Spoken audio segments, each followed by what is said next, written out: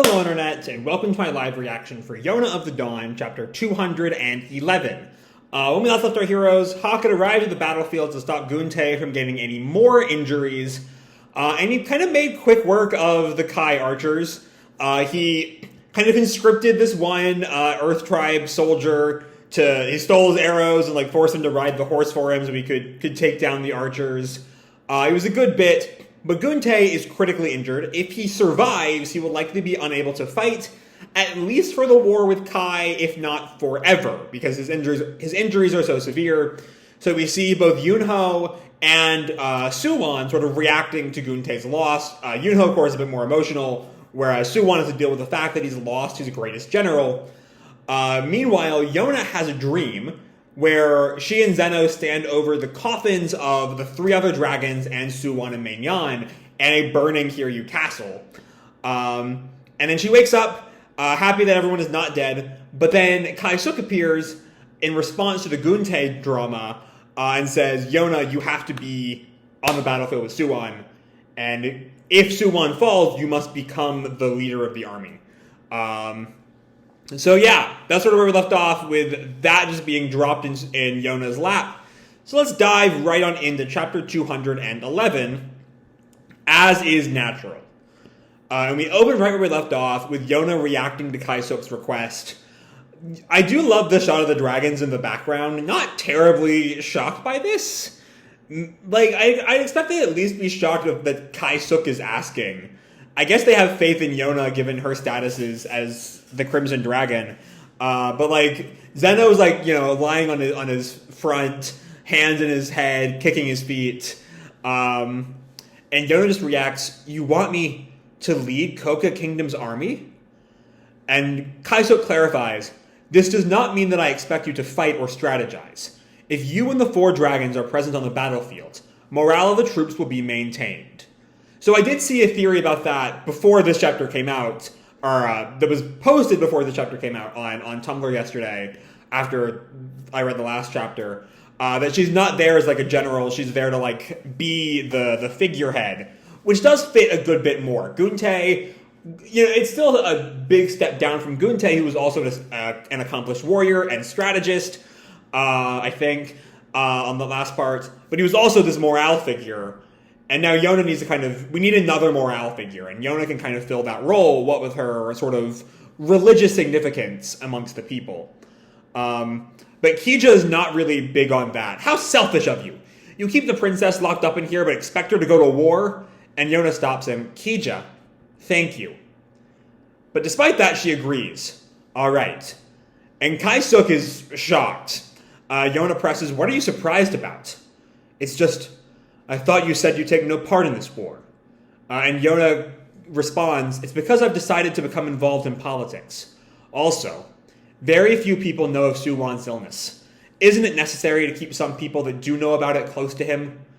So she has, as this arc has gone on, she's definitely gotten much more involved in the political sphere, most obviously shown in her confrontation with the emissaries a while back. And as a result, she's accepted her role as a figure in the kingdom, and so she has to kind of act like that. And Kye-Sook responds, indeed. Kye and the others will, and Kye just snaps in, of course we're going with you. And Jae-ha reacts, however, if this is going to look like a wedding ceremony between Yona and the king again, like that time at the tournament, I'm not having any part of it. I vaguely remember that, but that was pre-flashback, and that's all very vague for, just pre-flashback, and that's especially vague for me. The image of Yona and Suwon being in a bit more than just an alliance. But that word choice in particular kind of freezes Yona and Kye-Sook. And Kye-Sook just sort of mutters, it's only a formality. We'd have a ceremony on the battlefield. And Kye just snaps, then what's the point of it? Well, I guess most of the troops at the tournament already thought you were engaged, so it's fine. That's why, even though you are taking His Majesty's place, everyone will be convinced. So the soldiers, I guess, are of the impression there's a much closer bond between Yona and Suwon than there actually is. But Shina speaks up, I'm not convinced at all. I absolutely hate it. Or that not convinced at all might be someone else, and then Shina cuts through, I absolutely hate it. And Yona and Kye just sort of freeze looking at him. And Kye goes on, look, Shina says he hates it. If even Shina says he hates it, it's scary. No matter how far you run, his eyes will find you. But Yona tells them, if being misunderstood is what it takes to make it through this war, I can tolerate it as a strategy. It won't be the same as lying. As long as everyone, and Hak, believe in me, I'll be fine. That's some good Hak Yona shit. Who cares if the world thinks I'm engaged to Suwon? As long as Hak knows that's bullshit. That's all that matters. And Jae-ha still presses back against Kye-Sook. You don't know what Suwon thinks. Is that a sign that Kye-Sook has not brought this up with Suwon? Or what Suwon thinks about presuming the engagement? I'm not quite sure. But Kye-Sook just tells him, I understand. And Jae-ha presses, you understand? I will also consult His Majesty. And Jae-ha kind of almost teasing there, whether or not you're going to have a wedding on the battlefield. And Kye-Sook just exhausted, no, not that. And then he leaves. And Jae-ha and Yona watch him through the window as he leaves their residence. And Jae-ha notes, he looked pretty exhausted. And Yona comments, I heard Geun-Tae was seriously injured. I think he's in a rush. Hak and Yoon should be in the Earth Tribe's territory by now. And then she comes back to the dream. But what on earth was that dream yesterday? And I love this page here. It has the vibe of like a key visual. You know, the castle in the background, the 3 dead dragons behind her, all on fire, as Yona just sort of sits melancholically. It's good shit. It's a good shit. But then we come to Kim Province, where Hak is there, sort of looking around. It's been a while since he's been here. This village has changed a bit. And then we see the soldiers kind of fighting amongst themselves. Lord Geun-Tae is already, and one of his friends grabs him. Idiot! Lord Geun-Tae is still alive, so don't yell around something so confusing. And Hak watches that, and Yoon runs up to him. Thunder Beast! And Hak addresses him. How is he? Oh, the general hasn't regained consciousness yet. A doctor will come from Chishin Castle tomorrow. I've done all that I can for now. And Hak responds, I see. And Yoon tells him, let's leave for Awa in the morning. If we don't get the Senjuso back to Hiryu Castle in time. And Hak agrees, yeah, I know. And we hear the troops a bunch of troops are just breaking down thanks to Geun-Tae's injuries. Come on, pull yourself together. We're already on the front lines. We're gonna die here for sure. Okay, so given the next chapter, having the cat manga chapter list by my side, is titled Yoon Off to Awa. And this bit here of Hak and Yoon reacting to the news that the Earth Tribe is sort of falling into disarray thanks to Geun-Tae's incapacity, I think Hak is going to stay behind. You know, leave Yoon to go off to Awa alone, and he has to stay and protect Keen, is my guess. Though, the most recent chapter is titled The Fall of Keen Province, so I can't imagine that working for long. But anyway, we'll see when we get there. Anyway, we see the village elder talking to another guy. Any news about Geun-Tae? And the other guy shakes his head. I wonder what will become of the village now. And we see that Calgon is there listening to that conversation. He looks down kind of morose. And then he sees the other soldiers, who are also just as wounded as or if not more so than Geun-Tae is. And Calgon suddenly gets an idea, I think. Oh no, he sees Hak and Yoon. Okay, he runs after them. Hak! Yoon! Are you leaving already? And Hak tells him, yeah, we're in a hurry. The medical staff from Chishin will take care of Lord Geun-Tae. And Calgon protests, and Hak just pats his little mini-me on the head. See you soon. And he walks off. Just when they hear, enemy attack! Yeah, Hak's gonna stay. Hak is gonna stay. I can see it now. Enemy attack! It's Southern Kai! They brought more than double the number of our men! Yeah, there's no way they can leave right now. And one of the soldiers, I think it's the same soldier that Hak sort of conscripted last time. Hey, you! Come back! The enemy! South Kai is attacking us! And Yoon, he notes that Hak and Yoon are like on their way out. And he asks, you're leaving? And he just turns in like either frustration or despair. I can't quite tell. But they still hear the call, get ready for battle! Let's go! Keep it up! And we see the Earth Tribe soldiers move out. The elder calls, "Get Lord Geun-Tae somewhere safe. We're getting caught up in this fight again." We see like the women and children off to the side. "Mom." And Hak just sighs. "Yoon, can you get to Awa by yourself?" There it is, just what I've been saying. And Yoon's kind of taken aback at Hak's decision to stay, but just says, "Don't make fun of me." "Of course I can. I'm the beautiful boy genius." And Hak just grins. I love this sort of bond between them. I really miss these two. Honestly, this might be a really, really out there take. They give me kind of Zoro Chopper vibes. You know, the tough like hero Hak and Zoro, the cute younger brother Doctor Yoon and Chopper. They sort of fit that same dynamic, and Chopper Zoro is one of my favorite Straw Hat dynamics, and I love me some Hak Yoon here too. Hak just grins. "It's been a while since I've heard that line, huh? Well, I guess I stay here and defend the place a little longer. If you see Captain Gigon, give her my regards." And Yoon sort of agrees. "Of course. It's the Thunder Beast they'll have to do without me, so you better not get hurt." That's a good fucking line right there. I'm the important one here. And Hak laughs. "I'll keep it in mind." And Calgon calls to him, "Yoon, are you leaving?" And Yoon looks at Calgon. "Calgon?" And there's this moment where Calgon clearly does not want Yoon to go. And Yoon tells him, "It's all right. Lord Geun-Tae is strong. I'm sure he'll recover." "Really?" "Yes, but look, it's dangerous. So you go and stay inside the house."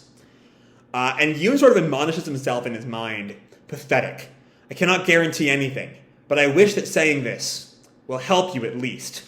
And he turns to go, and with that we cut to the battle. "Geun-Tae is still not here. Strike them all at once. Where are the reinforcements? I've already sent word to them, and they won't make it in time." And then I think this is Hak's conscript who yells, "God damn it! If only Lord Geun-Tae was here!" And then we see this thought, yes, which I can't quite see anyone in the Earth Tribe thinking right now, given their current circumstances. Maybe it's the Kai soldiers? Someone yells, "All right. Don't be afraid, Earth Tribe. First we'll take back the Keen province." Which seems like a Kai line. They want to take the land that Koka took back from them, right? But then there's that "Don't be afraid, Earth Tribe." Why would Kai be saying that? Or is "don't be..." I don't know, still a bit of a weird bit there. First we'll take back the Keen province. Because our next big 2-page spread is Hak arriving back on the battlefield. It's a great bit, it's really cool, he looks badass like he always does. I'm still just like, did they lose Keen province, the Earth Tribe? Because they didn't, unless I'm forgetting something. Something that happened in the last chapter or two. But I don't think they did. So I don't know what that line's about. Might be just a weird mistranslation. Maybe it's like we'll protect the Keen province or something. I'm not sure. Also, there's that first with nothing really following it up. There's no second point or anything. I just don't know. Anyway, Hak is there on his horse with his glaive, ready for battle. And then I guess this is the Kai soldier, that man. And Hak tells him, "Thanks for your efforts on this early morning." And he cuts a bunch of them down with his glaive. They all go flying, shocking both sides that Hak is back. The Kai soldiers start their retreat. He appeared again. What is that guy? And the one who knows Hak, or who recognizes Hak, says, "He saved us, the Thunder Beast." And Hak's conscript calls, "You! I thought you already left." And Hak just announces, "Good morning. I'm a new recruit in the Sky Tribe's army. I'm in Hiryu Castle's 35th company. My specialty is washing dishes. You have this much trouble going against such a lowly soldier. You won't make it into Koka. I won't even let you make it past my blade." And that's where we leave off, with Hak just on his horse, taunting the Kai soldiers. It's cool as shit. That's a good fucking endpoint right there. Okay, let's talk this chapter. It's one of those chapters that's very clearly divisible into two parts. First off is sort of the ramifications of last chapter's, yesterday's cliffhanger. I say last week as an automatic reflex. Of last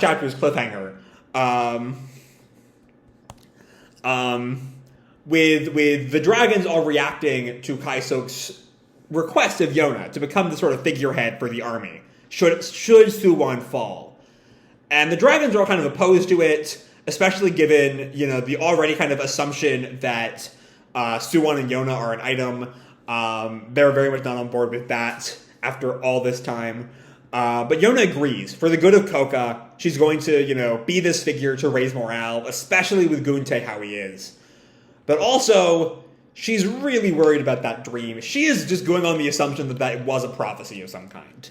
She wants to know the meaning. It's not just she's anxious about everyone dying, because most of her friends have very short lifespans. And enemies, for that matter, given Suwon's status there. Or reluctant allies, however you choose to classify Suwon and Maenyan. But after that, we're back to Keen. We see sort of, they're trying to make it work. We can see, though, what was brought up in last chapter about the crumbling morale of the Earth Tribe soldiers and of the army in general once things get really, really going, once the armies all kind of combine, thanks to Geun-Tae's fall. He's been this sort of incredible soldier for so long that the idea of him not being there just tanks their entire morale. And we see that. We see that firsthand here. And then Kai comes back. They're once again attacking with Geun-Tae down. They must think now is the time. And they would be right if Hak had decided to carry on his mission with Yoon. But he doesn't. He puts his faith in Yoon, that Yoon can carry on the mission without him, which is I just love that scene so much. It's so sweet. And then he joins the battle. He is here. He will protect Koka to the death, if need be. And he does. And of course, I love his little mocking speech. He's just some guy, some dishwasher. And you can't beat me. What the fuck are you even doing here? It's great. It's so good. And I can't wait to see how all this plays out. The war is really kicking off. The next chapter is Yoon off to Awa, so you might be sort of getting away from the war for a bit. But it is really starting to get rolling. I can't wait to see all this play out. So I think I'm going to leave this video up here. Hope you all enjoyed the chapter and the video itself. If you did, feel free to drop me a like or subscribe. Or, do whatever makes you happy, And remember, your life is your own, okay? Bye!